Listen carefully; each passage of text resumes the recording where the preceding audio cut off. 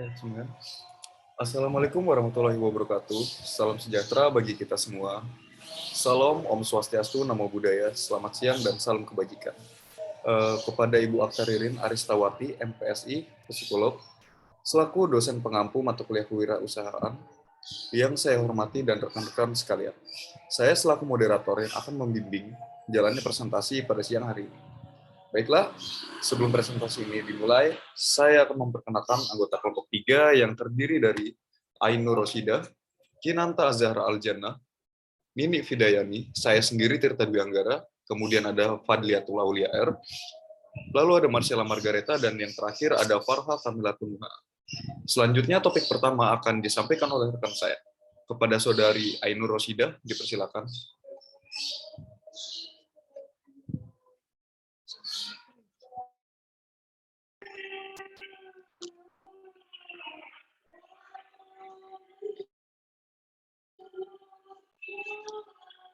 Boleh di next. Pengertian badan usaha. Saya di sini akan mempresentasikan tentang pengertian badan usaha. Suatu kesatuan mayoritas. Bentar ya. Pengertian badan usaha, suatu kesatuan yuridis, hukum, dan ekonomis yang menggunakan modal dan tenaga kerja di mana kegiatan yang bertujuan untuk memperoleh laba atau keuntungan. Dan menurut Dominic Salvator, suatu organisasi yang mengombinasikan dan mengordinasikan berbagai sumber daya untuk tujuan memproduksi atau menghasilkan uang. Next.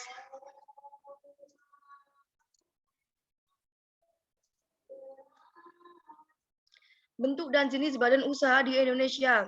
Badan usaha milik negara, perusahaan jawatan, perusahaan umum, perusahaan persero, dan badan usaha milik swasta, contohnya persero terbatas, CV, dan korupsi. Next.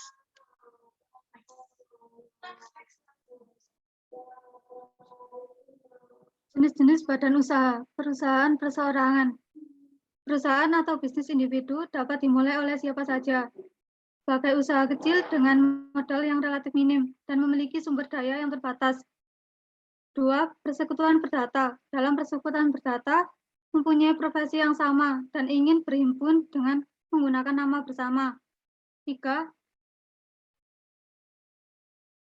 Persekutuan firma. Hanya menginvestasikan modal sekutu yang berpartisipasi dalam pengelolaan perusahaan berdasarkan kontribusi.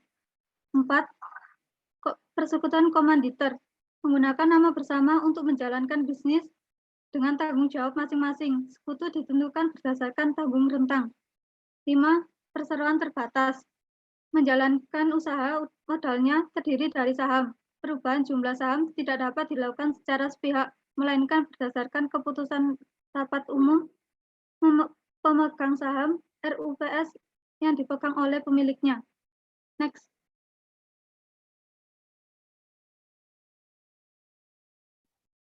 Baik, materi selanjutnya akan saya lanjutkan.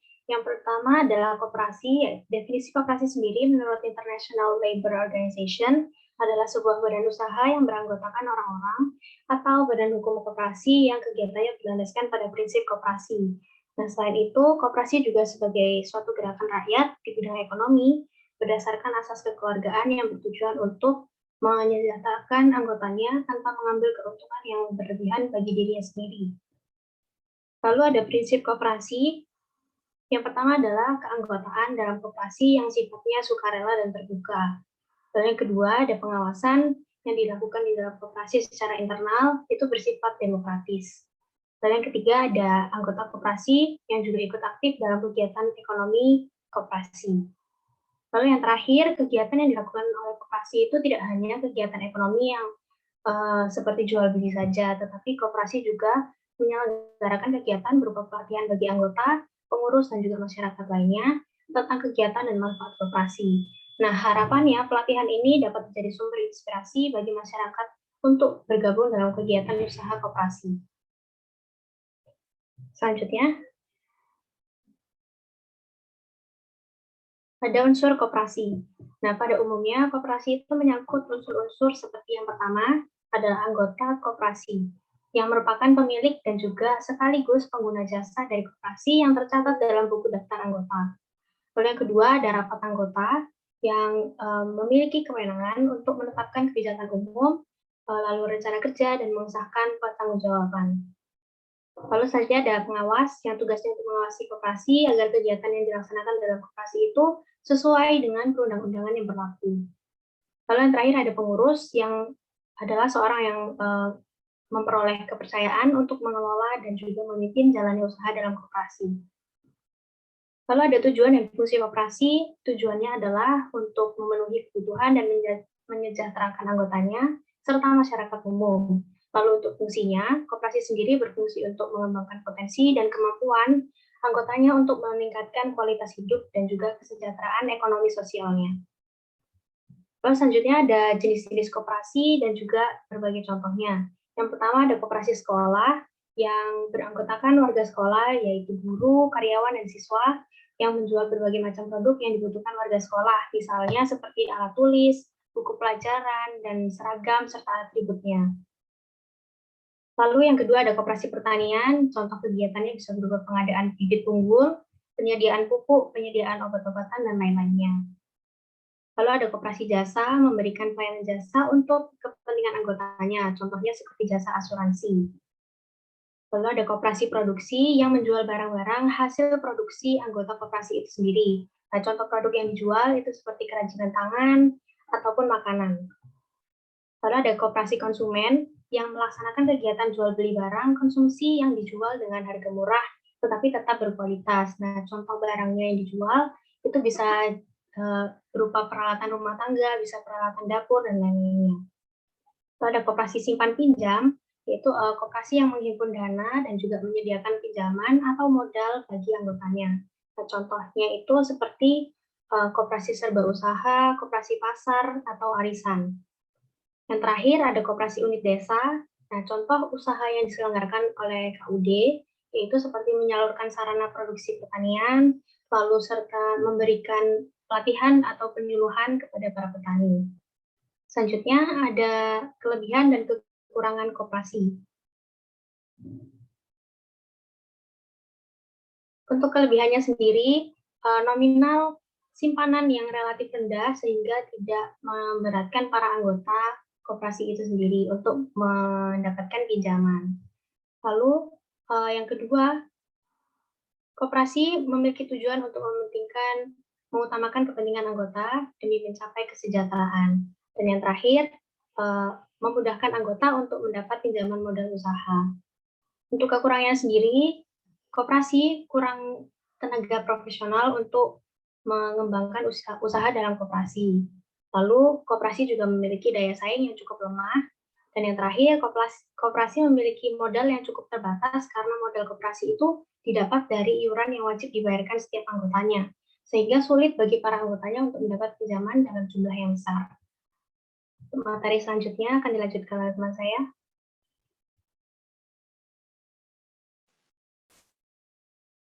Baik, selanjutnya yayasan. Yayasan adalah salah satu bentuk badan usaha yang tidak mencari untung, yang bermaksud memiliki tujuan bersifat sosial, keagamaan, dan kemanusiaan, namun terikat dengan hukum. Fungsi yayasan sendiri yaitu bersifat non-profit, di mana badan usaha ini tidak mencari untung. Yayasan membantu kesejahteraan masyarakat dan berupaya memberi perlindungan terhadap masyarakat yang bersifat sosial, keagamaan, dan kemanusiaan. Adapun ciri-ciri dari yayasan, yaitu yayasan belum memiliki landasan yuridis yang cukup kokoh dibanding dengan badan hukum lainnya, yang berarti yayasan belum memiliki peraturan dan perundang-undangan sebagai acuan tetap. Yayasan hanya memiliki 3 anggota yang memegang jabatan, yakni ketua, sekretaris, dan bendahara. Adapun pengawas yang minimal 1 orang. Next. Jenis-jenis yayasan. 1. Yayasan di bidang sosial. Yayasan di bidang sosial ini yayasan sosial yang bergerak melaksanakan kegiatan yang berhubungan dengan kegiatan sosial, misalnya panti asuhan, panti jompo, dan lain-lain. Bidang kemanusiaan. Yayasan bidang kemanusiaan yang dimana memberi donasi maupun kepedulian terhadap kemanusiaan, seperti contoh bantuan bencana alam dan lain-lain. Dan yang terakhir yaitu bidang keagamaan. Yayasan keagamaan yaitu kegiatan yang berhubungan dengan keagamaan yang seperti sarana ibadah, pondok pesantren, dan lain-lain. Tujuan yayasan.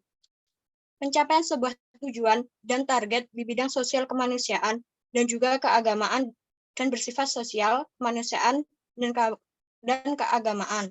Serta anggaran dasar suatu yayasan menyantumkan tujuan serta maksud dari pendiri sebuah yayasan tersebut. Dan contoh yayasan di Indonesia seperti Yayasan Muhammadiyah, Yayasan Panti Sosial, Yayasan Pembina Anak Cacat, dan masih banyak lagi. Terima kasih, materi selanjutnya akan disampaikan oleh teman saya.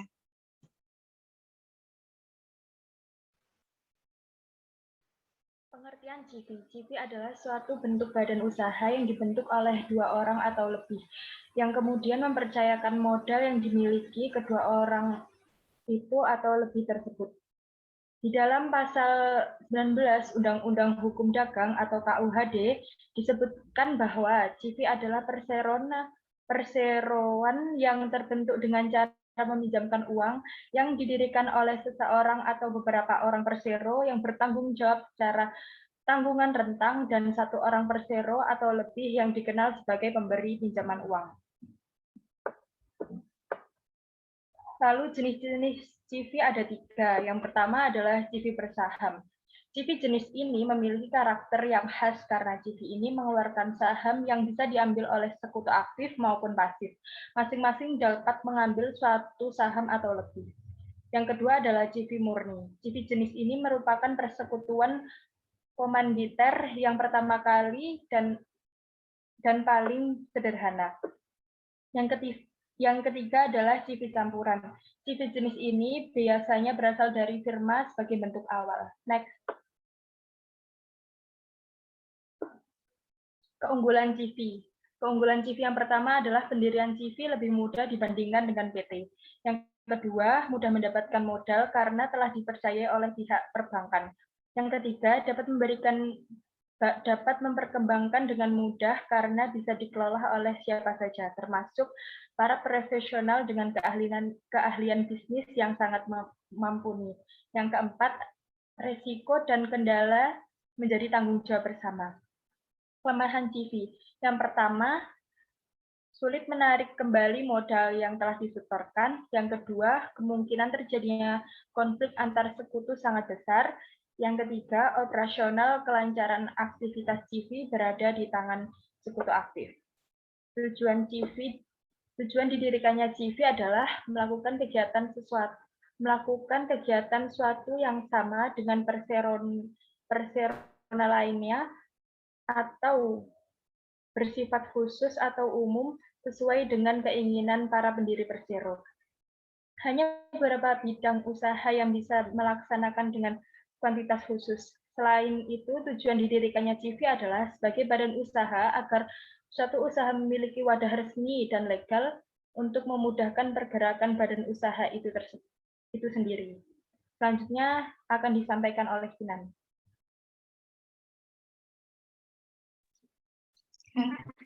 Terima kasih. Yang selanjutnya yaitu PT atau perseroan terbatas, merupakan salah satu unit atau badan usaha badan hukum yang diakui secara legal dan sah, di mana modalnya didapatkan dari berbagai saham. Saham tersebut kemudian menjadi modal pembentukan PT atau perseroan terbatas dengan cara diperjualbelikan, sehingga sewaktu-waktu apabila terjadi perubahan status kepemilikan, maka tidak perlu membubarkan perusahaan. Selain dari progres perusahaan, nilai valuasi saham dapat dipengaruhi oleh minat pasar, kinerja perusahaan, keuntungan yang didapatkan, serta potensi jangka pendek atau panjang. PT ini biasanya dibentuk oleh minimal 2 orang atau lebih dengan melalui kesepakatan yang diketahui oleh notaris yang nantinya akan digunakan untuk pembuatan akta perusahaan. Selanjutnya yaitu ciri-ciri perseroan terbatas atau PT.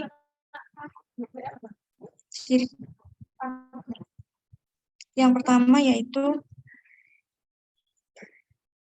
PT didirikan untuk mencari keuntungan. Yang kedua yaitu mempunyai fungsi komersial dan juga fungsi ekonomi.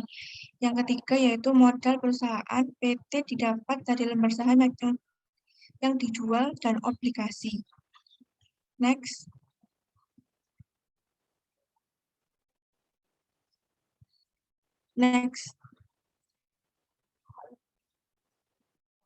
Perusahaan modal perseroan terbatas. Sumber pendanaan dalam sebuah PT terbagi menjadi 3, yaitu modal dasar, modal yang ditempatkan, dan modal yang disetorkan. Modal dasar ialah modal perusahaan yang dapat digunakan untuk menilai seberapa besar perusahaan tersebut. Yang kedua yaitu modal yang ditempatkan. Modal ini mengacu pada kesanggupan para pemilik terkait jumlah modal yang ditanamkan. Yang terakhir yaitu modal yang disetorkan. Modal ini menjadi jenis sumber dari PT yang paling dianggap nyata karena menunjukkan jumlah modal yang disetor oleh para pemegang saham.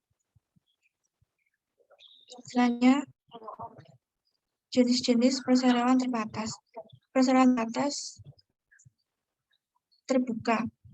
PT terbuka atau yang disebut dengan PT yang sudah go public atau initial public offering. Karena penyetoran modal di dalamnya bersifat terbuka. Contohnya seperti PT Bank Jatim Sentral, PT Bank Sentral Asia Tbk, PT Telekomunikasi Indonesia Persero, dan PT Perusahaan Gas Negara. PT tertutup yaitu PT yang tidak melakukan aktivitas jual beli sahamnya dengan masyarakat luas. Contohnya Salim Group, Bakri Group, Sinarmas Group, Lipo Group, dan lain-lain. PT kosong ialah PT yang telah mengantongi dan izin lainnya, namun belum memiliki kegiatan yang dilakukan untuk kelangsungan perusahaan. Selanjutnya yaitu PT domestik. Jenis PT yang sudah berdiri dan menjalankan operasional perusahaannya di dalam negeri dan harus mengikuti seluruh aturan yang berlaku di dalam negeri. Selanjutnya, PT perseorangan. PT yang seluruh sahamnya hanya dipegang dan dimiliki oleh satu orang saja. Yang terakhir yaitu PT asing. PT yang telah didirikan di luar negeri atau negara lain dengan mengikuti dan menjalankan peraturan yang berlaku dalam negara tersebut. Selanjutnya akan oleh teman saya. Baik, terima kasih Kinanta. Seperti yang sudah kita ketahui bahwa PT adalah perusahaan yang sudah mengantongi izin hukum, sehingga kelangsungan hidup perusahaan tersebut akan terjamin meskipun terdapat pergantian pemilik perusahaan. Selain itu, para pemilik saham juga harus bertanggung jawab dengan modal yang ditanamkannya saja. Namun di balik kelebihan tentu saja ada kekurangannya. Seperti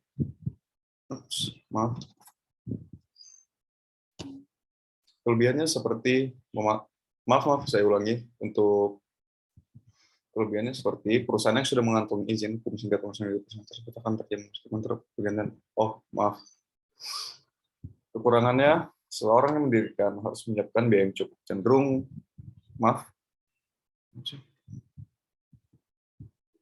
Kekurangannya seperti memakan biaya yang cukup besar untuk mendirikan sebuah PT, terlebih lagi jika dilakukan secara perorangan. Yang kedua adalah proses cenderung lebih rumit dan sulit dibandingkan dengan pembentukan badan usaha lainnya sebelum